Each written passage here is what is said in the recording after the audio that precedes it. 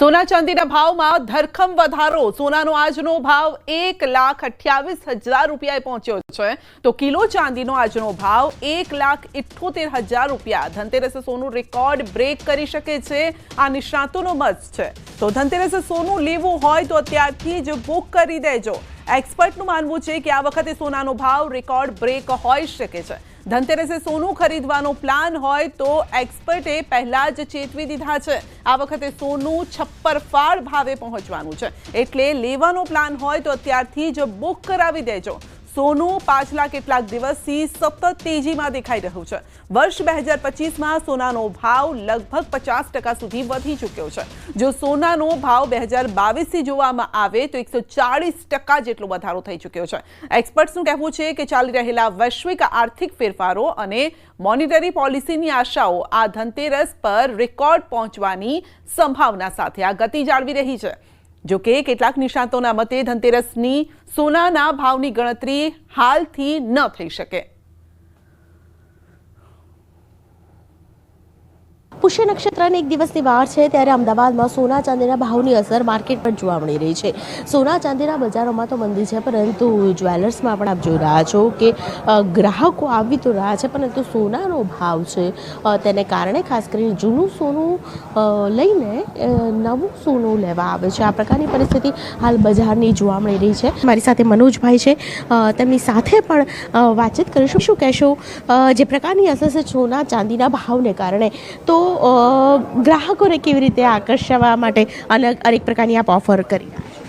અત્યારે તો ગ્રાહકોને આકર્ષવા માટે ભાવ જ કાફી છે અને લોકોએ આ ભાવ અપનાવી લીધો છે અને આ ખરીદી કરી રહ્યા છે. અને બટ ઓબ્વિયસ અત્યારે સિઝન છે અને સિઝનની અંદર અત્યારે સૌ વેપારીઓએ ગ્રાહકોને પોતાની ખરીદી ઉપર અત્યારે ડિસ્કાઉન્ટ રૂપી બધાએ સરસ મજાની ઓફર મૂકેલી છે. અમે પણ મૂકેલી છે ઓફર, અને ઘડામણમાં ડિસ્કાઉન્ટના ઓફર છે, લાભ છે. અને ગોલ્ડ રેટ અત્યારે ગોલ્ડનો રેટ છે 1,28,000 છે પ્રતિ 10 ગ્રામ GST સાથે, અને શુદ્ધ ચાંદી છે 1,78,000 જેવો ભાવ છે. તો આ ભાવે પણ લોકો હવે ઉત્સાહભેર ખરીદી કરી રહ્યા છે. હજી ભાવ વધશે એ ગણતરીને લઈને.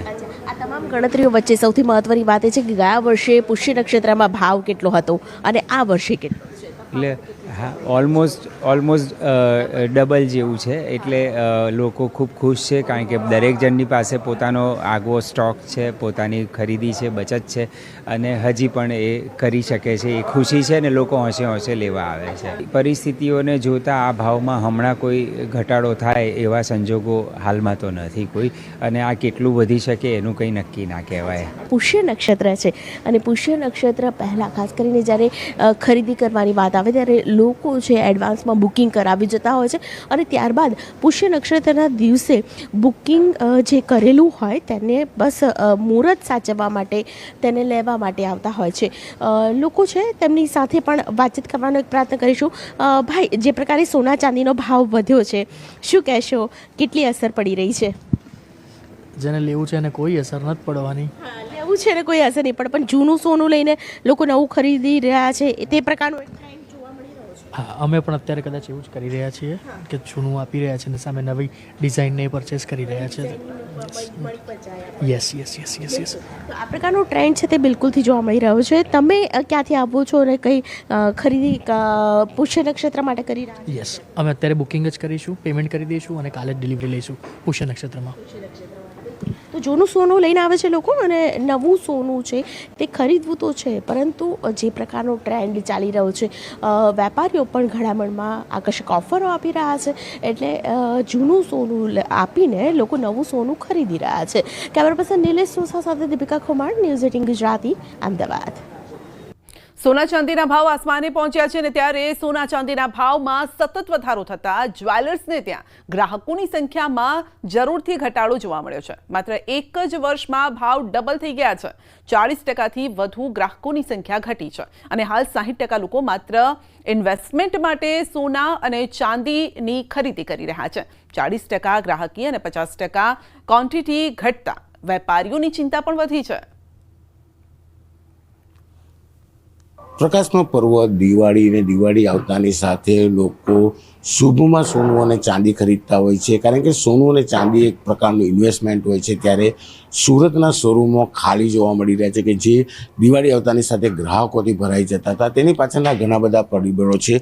સૌથી મહત્ત્વનો ભાવ છે. હું એક દુકાન પર પહોંચ્યો છું. એ દુકાન ઉપર વર્ષોથી જે ભાવ ચાલતા હતા એ ભાવનું એક લિસ્ટ બનાવવામાં આવ્યું છે. હું કેમેરામેનને કહીશ કે લિસ્ટ બતાવવાનો પ્રયાસ કરશે કે 1970માં સોનાનો ભાવ 182 રૂપિયા હતો અને કહી શકાય કે 2023માં 52,000 તો 2024માં 75,000, પણ 2025 આવતા આ ભાવ 75ની સામે 1,28,000 પહોંચ્યો છે, એટલે કે 3 ગણા કરતાં વધુ ભાવ થયો છે. તેની અસર ગ્રાહકી પર શું છે જોવા માટે ડી ખુશાલદાસમાં દીપકભાઈ ચોકસી આપણી સાથે છે. આપણે પહેલાં એમની સાથે વાત કરીએ, કારણ કે સોનું હોય કે ચાંદી બંનેમાં જે પ્રકારની તેજી છે તેની અસર બજારમાં જોવા મળી છે. દીપકભાઈ, એક વર્ષ પહેલાં 75,000 રૂપિયા સોનું હતું, આજે 1,28,000, ચાંદી 50,000 હતું, તે 1.25 લાખ પર પહોંચ્યું. એની અસર ગ્રાહકી પર શું અને આ બધા પાછળના કારણો શું?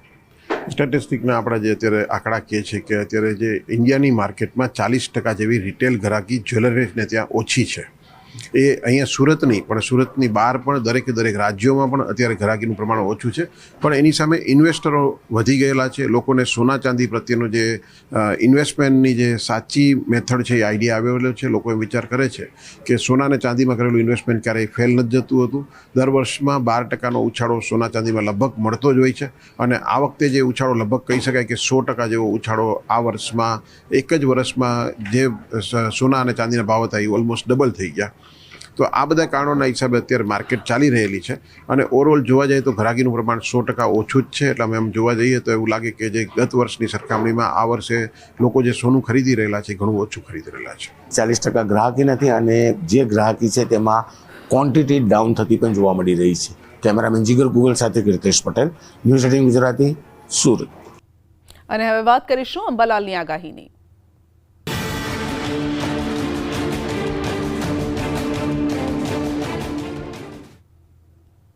ગુજરાતના ખેડૂતો માટે ચિંતાજનક સમાચાર. ગુજરાતના તાતના માથે ફરી મોટી ઘાત છે. 5 દિવસ બાદ ગુજરાતમાં ફરી માવઠાનો માર રહી શકે છે. હજુ તો નવરાત્રીમાં વાવાઝોડાના મારથી જગતનો તાત બહાર નથી આવ્યો, ત્યાં ફરી દિવાળીએ એક નહીં બે વાવાઝોડાનું આક્રમણ થવાનું છે. હવામાન નિષ્ણાત અંબાલાલ પટેલે આ ધ્રુજાવી દેતી આગાહી કરી છે. તેમના મતે દિવાળી આસપાસ વાદળછાયું વાતાવરણ રહેશે, એટલે કે 18મી ઓક્ટોબરથી ફરી વાદળછાયું વાતાવરણ બની શકે છે. દિવાળીની આસપાસ માવઠું થઈ શકે છે અને આ સ્થિતિએ દિવાળીના તહેવારોમાં તમારા ફટાકડા હવાઈ જશે અને સુરસુરિયા થઈ જશે. અંબાલાલના મતે 17 ઓક્ટોબરથી દરિયા કિનારે ભારે પવન ફૂંકાશે અને 18થી 20 ઓક્ટોબરે બંગાળના ઉપસાગરમાં લો પ્રેશર બનશે. તો અરબી સમુદ્રમાં પણ એક સિસ્ટમ સક્રિય થશે જેની અસર ગુજરાત પર પડી શકે છે. આ ઉપરાંત ગુજરાતમાં ઠંડી અંગે પણ આગાહી છે અને તેમના મતે ગુજરાતમાં ડિસેમ્બરની શરૂઆતમાં ઠંડી પડવાની શક્યતા છે. તેમાં પણ 22 ડિસેમ્બર બાદ ગાત્રો થીજવતી ઠંડીનો પ્રારંભ થશે અને જ્યાં કેટલાક ભાગમાં પારો 8 ડિગ્રી સુધી ગગડી શકે છે. વળી આ વર્ષે ઉત્તરાયણ બાદ પણ ઠંડા પવનો ફૂંકાશે અને તેથી ઉત્તરાયણ બાદ પણ ઠંડીનો ચમકારો રહેશે. જોકે ઠંડી પહેલા ગુજરાતવાસીઓને ગરમી સહન કરવી પડશે. 17-18 ઓક્ટોબરથી ગુજરાતમાં ગરમીનો રાઉન્ડ શરૂ થશે.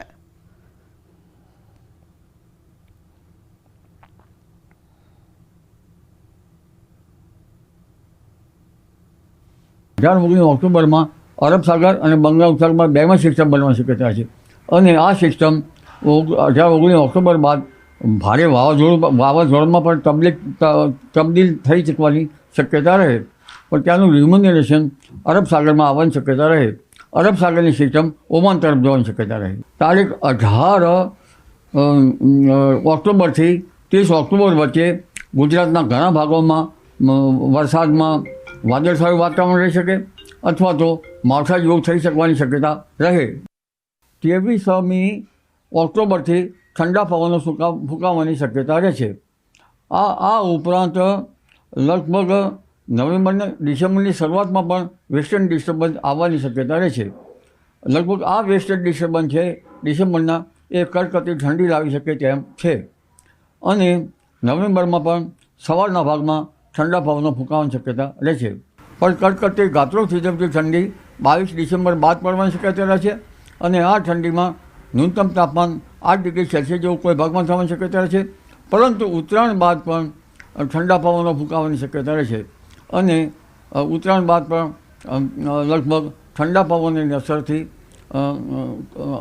લગભગ સખ્ત ઠંડી પડવાની શક્યતા રહેશે. એટલે ઠંડી જે છે એ આ વખતે ડિસેમ્બર અને જાન્યુઆરી માસમાં પડવાની પણ શક્યતા રહેશે. રાજ્યમાં દિવાળીનો માહોલ જામ્યો છે. અમદાવાદ, સુરત, રાજકોટના બજારમાં અત્યારે ખરીદીનો માહોલ પણ જોવા મળી રહ્યો છે. ભીડ પણ જામેલી છે. બીજી તરફ રેલવે સ્ટેશન, બસ સ્ટેશન પર વતન જવા માટે મુસાફરોની પડાપડી છે. તહેવાર ટાણે કોઈ અનિચ્છનીય બનાવ ન બને તે માટે સુરક્ષા પણ અત્યારે વધારી દેવાય છે. કારણ કે એક તરફ છઠ પૂજા આવી રહી છે, બીજી તરફ દિવાળીનો માહોલ છે, એટલે લોકો પણ વતનમાં પોતાના પરિવાર સાથે દિવાળી અને ખાસ દિવસોની ઉજવણી કરવા ઈચ્છી રહ્યા છે. અને માટે એક તરફ બજારોમાં ભીડ છે, બીજી તરફ રેલવે સ્ટેશન, બસ સ્ટેશન પર મુસાફરોની પણ ભીડ જોવા મળી રહી છે. તો અમદાવાદના બજારમાં દિવાળીની ખરીદી માટે લોકો ઉમટી પડ્યા છે. તો શહેરના લાલ દરવાજા, ઢાલગરવાડ અને 3 દરવાજામાં લોકોની ભારે ભીડ છે. તો ન માત્ર અમદાવાદ પરંતુ બહાર ગામથી પણ લોકો અહીં ખરીદી માટે આવે છે. કારણ કે આ એક મોટું બજાર છે. ત્યાં એક જ બજારમાં આપને તમામ ચીજ વસ્તુઓ મળી જાય છે અને પોકેટ ફ્રેન્ડલી આ બજાર છે, એટલે સસ્તાથી લઈ અને મોંઘી વસ્તુઓ પણ અહીંયા મળી જાય છે. માટે લોકો આ બજારને પસંદ કરતા હોય છે. તો તેમના બજેટમાં ઓછા ખર્ચે સારી વસ્તુ તેમને એક જ જગ્યાએથી મળી જાય છે, જેથી ફક્ત અમદાવાદ જ નહીં પરંતુ દૂર દૂરથી લોકો અહીં આવે છે. ગૃહ સુશોભનની ચીજ વસ્તુઓ હોય, બૂટ ચપ્પલ હોય, કપડાં હોય કે પછી એસેસરીઝ હોય, તમામ વસ્તુઓ આપને અહીંયા એક જ જગ્યાએ મળે છે.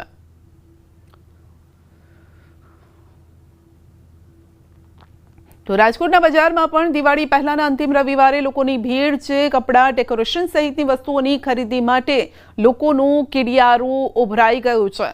તો શહેરના લાખાજી રાજ બજાર, ધર્મેન્દ્ર રોડ બજાર, ગુંદાવાડી બજારમાં પણ મોટી સંખ્યામાં લોકો ખરીદી માટે ઉમટ્યા હતા.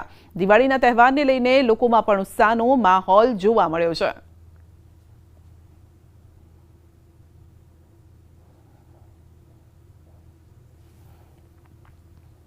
દિવાળીના તહેવારને લઈને લાંબા રૂટની ટ્રેનોમાં વેઇટિંગ ચાલી રહ્યું છે. ઉત્તર ભારત જતી ટ્રેનમાં બુકિંગ ફૂલ છે. રેલવે વિભાગ વેઇટિંગ લિસ્ટ પર નજર રાખી રહ્યું છે. વતન જવા લોકોનું એડવાન્સ બુકિંગ છે. અમદાવાદ હાવડા રૂટ પર વિશેષ ટ્રેન દોડાવવા માટે માંગ કરવામાં આવી છે. અમદાવાદ પટના, અમદાવાદ ગ્વાલિયર રૂટ પર સહિત જે રૂટ પર ટ્રેનમાં વેઇટિંગ લિસ્ટ વધી રહ્યું છે ત્યાં વિશેષ ટ્રેન દોડાવવા માટે માંગ કરવામાં આવી રહી છે. હાવડા તરફ છે, અમદાવાદ હાવડા છે, અમદાવાદ પુરી છે, અમદાવાદ પટના છે, પછી ગાંધીધામ ભાગલપુર સાઈડ છે, એવી ઘણી બધી સાબરમતી પટના છે, સાબરમતી ગ્વાલિયર છે, એવા જે રૂટ જે છે જે બીઝી રૂટ પર છે એ રૂટ પર અમદાવાદ ડિવિઝને ડિમાન્ડ રાખી છે. પશ્ચિમ રેલવે હેડક્વાર્ટર છે, એવી ડિમાન્ડ ત્યાંથી ફૂલફિલ થશે, નોટિફિકેશન ઇસ્યુ થશે, તમે અહીંથી ગાડી ચલાવશું. મહેસાણાના બહુચરાજીની પ્રાથમિક શાળામાં અજીબો ગરીબ કિસ્સો સામે આવ્યો છે. તસ્કરોએ પ્રાથમિક અને માધ્યમિક શાળાઓને જ નિશાન બનાવી છે. તસ્કરો શાળામાં ઘૂસી તિજોરીની ચાવી ચોરી ગયા. પેપર જે તિજોરીમાં હતા તેની ચાવી ચોરી અને તેઓ લઈ જતા હોય તેમ દેખાઈ રહ્યું છે. વિદ્યાર્થીઓની પરીક્ષા અટવાઈ ગઈ છે. આના કારણે પરીક્ષાના પેપર પડેલા હતા. ધોરણ 3 થી 5ના વિદ્યાર્થીઓનું અંગ્રેજીનું પેપર આપ્યા વિના તેઓ બેસી રહ્યા. સવારે 11 વાગે વિદ્યાર્થીઓની આ પરીક્ષા હતી ને આ સમયે જ તસ્કરોની આ હરકતના કારણે વિદ્યાર્થીઓની આ પરીક્ષા અટવાઈ ગઈ છે. તો અજીબો ગરીબ આ કિસ્સો સામે આવ્યો છે અને મહેસાણાના બહુચરાજીનો આ કિસ્સો છે, જ્યાં પ્રાથમિક શાળામાં અજીબો ગરીબ આ ઘટના બની છે. તસ્કરોએ પ્રાથમિક અને માધ્યમિક શાળાઓને નિશાન બનાવી. 11 કલાકે 3 થી 5ના અંગ્રેજીનો વિષયનો પેપર હતું. તો અંગ્રેજી વિષયનો પેપર હવે એ તિજોરી જે છે એની ચાવીઓ અને રૂમની ચાવીઓ, આ બધી ચાવીઓ એ લઈ ગયા છે. હવે એ ફરીથી એ તિજોરીની ચાવી ખોલીને ક્યાંથી લાવવી અને પેપરો ક્યાંથી કાઢી અને પેપર કેવી રીતે લેવા એક પ્રશ્ન છે. પેપર ચોરાય એવું લાગતું નથી. તિજોરી જે છે પેપરમાં જે પેપરો જે તિજોરીમાં પડ્યા હતા એ તિજોરી અત્યારે હાલ બંધ છે, એ બંધ હાલતમાં છે અને ચાવી તાળું મારી અને ચાવી લઈ ગયા છે. કચ્છના ભુજના સમત્રાની ઘટના છે. પત્નીએ જીવતો સળગાવ્યો પતિને. પૈસા ન આપતા પત્નીએ પતિને જ જીવતો સળગાવી દીધો. નાણાં મુદ્દે પત્નીએ પતિને ઘરના ગેરેજમાં લઈ જઈને આગ ચંપી કરી. તો દાઝેલ પતિને સારવાર માટે ખસેડાયો. સારવાર દરમિયાન પતિનું મોત થયું છે. તો પતિના મોત બાદ આખો મામલો હવે હત્યામાં પલટાઈ ગયો છે અને મૃતકની પ્રથમ પત્નીનું 4 વર્ષ પહેલા થયું હતું મોત. 1.5 વર્ષ પહેલા બીજી પત્ની સાથે તેણે લગ્ન કર્યા અને આરોપી પત્નીએ પહેલી પત્નીના 18 તોલા દાગીના પણ રાખી લીધા છે.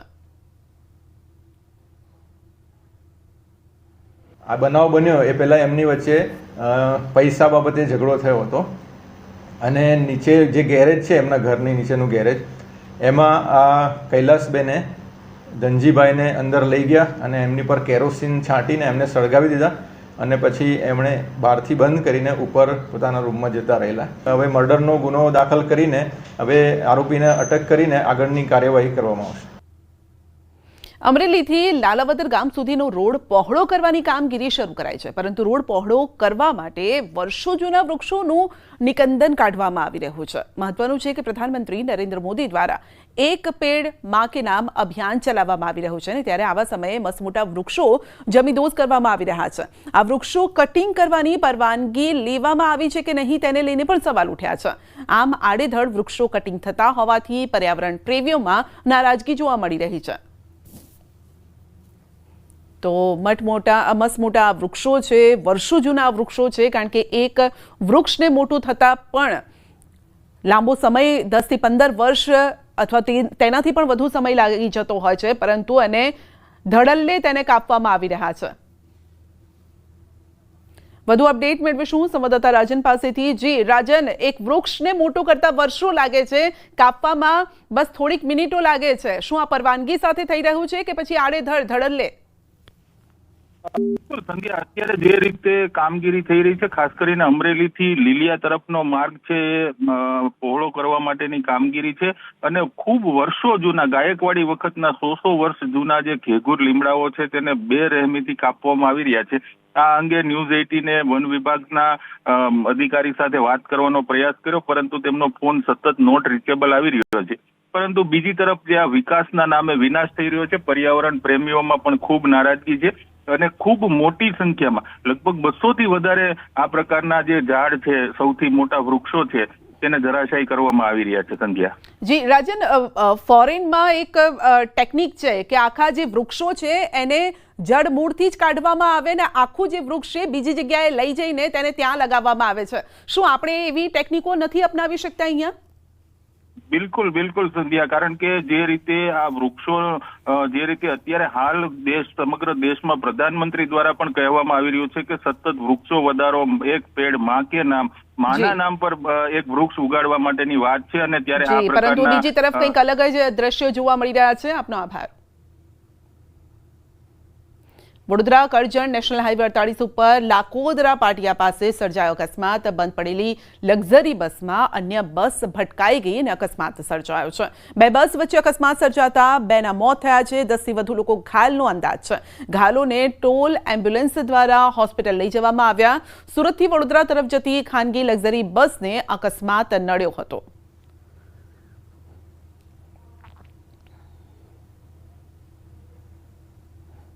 સુરતથી વડોદરા જતી આ બસને અકસ્માત નડ્યો હતો. એક બસ બંધ પડેલી હતી અને તેમાં બીજી બસ ભટકાઈ ગઈ હતી, જેના કારણે 2 લોકોના મોત થયા. સાંસદ મનસુખ વસાવા આદિવાસીઓ અને ખેડૂતોના પ્રશ્ને લાલઘૂમ થયા છે. નર્મદાના ડેડિયાપાડાના નિગમ ગામે વિકાસ સપ્તાહ કાર્યક્રમમાં સાંસદે જાહેર મંચ પરથી કલેક્ટર, મામલતદારનો ઉધડો લઈ લીધો હતો. આદિવાસીઓના ઘરના વીજ જોડાણ કાપી નાખવાના મુદ્દે સાંસદે અધિકારીઓને ચીમકી પણ આપી છે.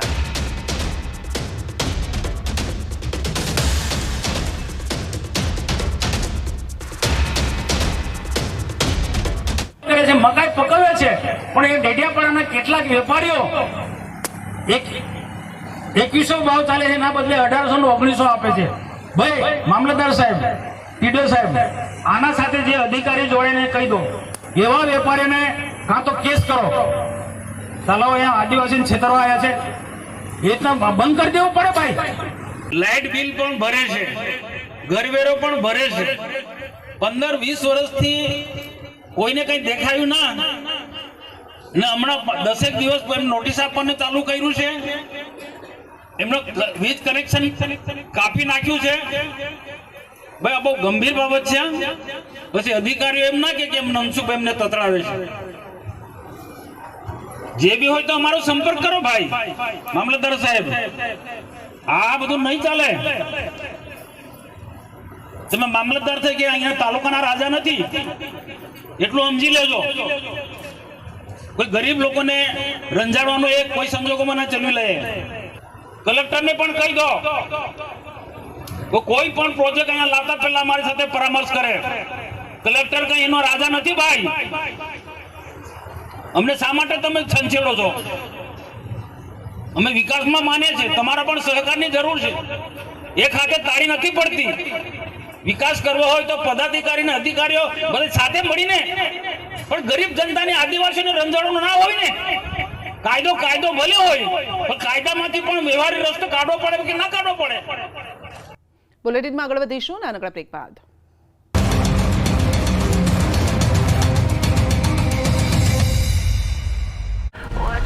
રાજ્યમાં દિવાળીનો માહોલ જામ્યો. અમદાવાદ, સુરત, રાજકોટની બજારો ઉભરાઈ. દિવાળીની ખરીદી માટે બજારોમાં ભારે ભીડ જામી. રેલવે સ્ટેશન, બસ સ્ટેશન પર વતન જવા મુસાફરોની પડાપડી. તો તહેવાર ટાણે કોઈ અનિચ્છનીય બનાવ ન બને તે માટે સુરક્ષા તંત્ર સતર્ક. દિવાળીના પર્વને લઈને અમદાવાદના બજારોમાં લોકોની ભારે ભીડ જોવા મળી છે. શહેરના લાલ દરવાજા, ઢાલ ગરવાડ અને 3 દરવાજામાં લોકો ખરીદી કરવા માટે ઉમટી પડ્યા છે. લાલ દરવાજામાં લોકોને તેના બજેટમાં અને ઓછા ખર્ચે સારામાં સારી વસ્તુ મળી રહેતી હોવાથી લોકોની પહેલી પસંદ લાલ દરવાજા જ હોય છે. ગૃહ સુશોભનની ચીજ વસ્તુઓ, બૂટ, ચંપલ, કપડાની ખરીદી માટે લોકો ઉમટી રહ્યા છે. તેથી જ બહારગામથી પણ લોકો અમદાવાદમાં ખરીદી કરવા માટે આવે છે. આ તરફ રાજકોટમાં દિવાળીના તહેવારો અગાઉ ખરીદીનો ધમધમાટ શરૂ થયો. દિવાળીના તહેવારો શરૂ થાય એ પહેલાનો અંતિમ રવિવાર હોવાથી લોકો મોટી સંખ્યામાં ખરીદી કરવા ઉમટ્યા. સાંજના સમયે લોકો ખરીદી કરવા માટે રાજકોટના લાખાજી રાજ બજાર પર પહોંચ્યા હતા. તો દિવાળીના તહેવારને લઈને સુરતની બજારો ઉભરાઈ. ચોટા બજારમાં હૈયે હૈયું દળાય તેવા દ્રશ્યો સામે આવ્યા. દિવાળી પહેલા રવિવારમાં સુરતના લોકો ખરીદી કરવા માટે મોટી સંખ્યામાં ઉતર્યા બજારમાં. દિવાળીના તહેવારોને આડે ગણતરીના દિવસો બાકી રહ્યા છે, ત્યારે દિવાળીમાં લોકો દીવા પ્રગટાવવાનું વિશેષ મહત્વ છે, જેને લઈ માટીના દીવા બનાવનાર કારીગરો પૂરજોશમાં કામગીરીમાં લાગી ગયા છે. તેમાં પણ શક્તિપીઠ અંબાજી ખાતે સખી મંડળની બહેનો માટીના દીવા બનાવવાની કામગીરીમાં જોતરાઈ છે, જેમાં અલગ અલગ ડિઝાઇનવાળા દીવાઓ તૈયાર કરાઈ રહ્યા છે. બહેનો રોજના 250 થી 300 જેટલા દીવા તૈયાર કરી રહી છે. દીવાની પવિત્રતા જળવાય તે માટે છાણ અને લાકડામાં દીવા પકવી દીવાઓ તૈયાર કરવામાં આવી રહ્યા છે. આ ગરીબ બહેનો દીવા બનાવી રોજગારી મેળવવાનો પ્રયત્ન કરી રહી છે. ત્યારે દિવાળીની સિઝનમાં દેશી દીવાની ખરીદી કરી સ્વદેશી અપનાવી બહેનો દ્વારા અપીલ કરવામાં આવી છે, જેથી ગરીબ કારીગરોના ઘરનું ગુજરાન ચાલી શકે. ગુજરાતના ખેડૂતો માટે ચિંતાના સમાચાર. ગુજરાતના તાતના માથે ફરી મોટી ઘાત. 6 દિવસ બાદ ગુજરાતમાં ફરી માવઠાનો માર. ગુજરાત નજીક ફરી વાવાઝોડું બની શકે. વાવાઝોડાના મારથી નીકળેલા તાત માથે વધુ એક ઘાત. દિવાળીમાં ફટાકડા પણ હવાઈ જશે.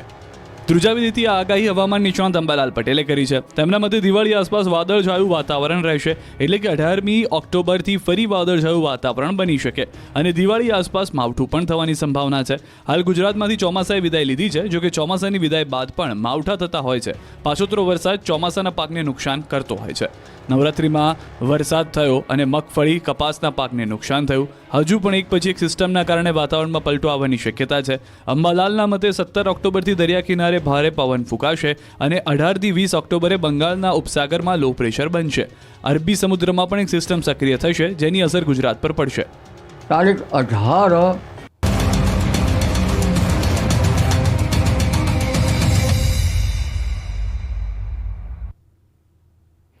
ગીર સોમનાથના ઉના તાલુકાના સામતેર ગામે કૃષ્ણા ઓઇલ મિલમાં વહેલી સવારે અચાનક જ આગ ભભૂકી ઉઠી. ભીષણ આગના કારણે મગફળીનો જથ્થો અને ઓઇલ મિલની મશીનરી સંપૂર્ણપણે બળીને ખાખ થઈ ગઈ.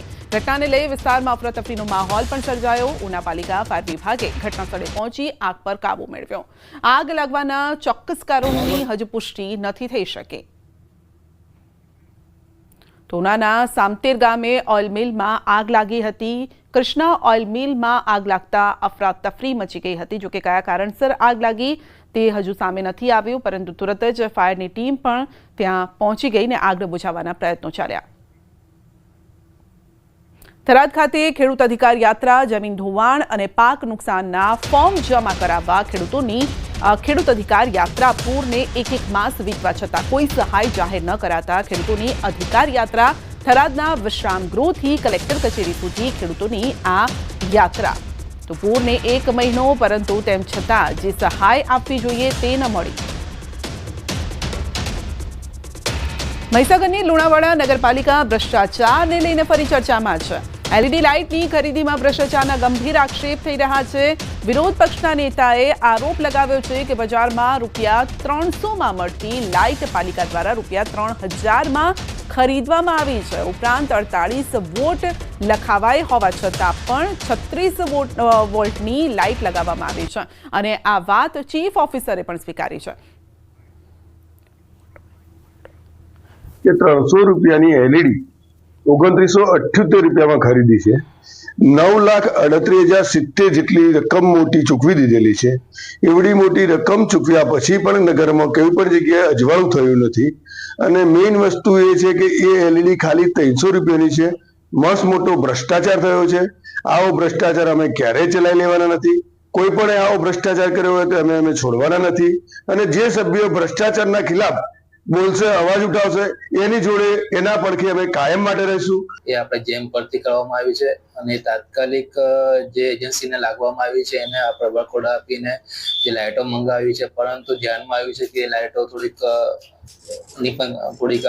ગુણવત્તા નહીં સારી, એના કારણે નળ સત્ય આપણે એને લેટર લખ્યો છે તાત્કાલિક જે બી એની જે લાઇટો છે લઈ જાય અને આપણે જે સ્પેસિફિક મુજબ જે આપણે જે માંગણી કરી તે મુજબ આપણને પાછી આપી દે, એ પ્રમાણે આપણે એને મોકલી આપ્યું છે. એની ગુણવત્તા અત્યારે ચેક કરવામાં આવી છે, પરંતુ ખરાબ છે એના આધારે આપણે એને લેટર લખ્યો છે અને તાત્કાલિક એ બદલી આપવામાં આવશે, હુકમ કરવામાં આવે છે. બુલેટિનમાં અત્યારે બસ આટલું જ. રજા આપશો. નમસ્કાર.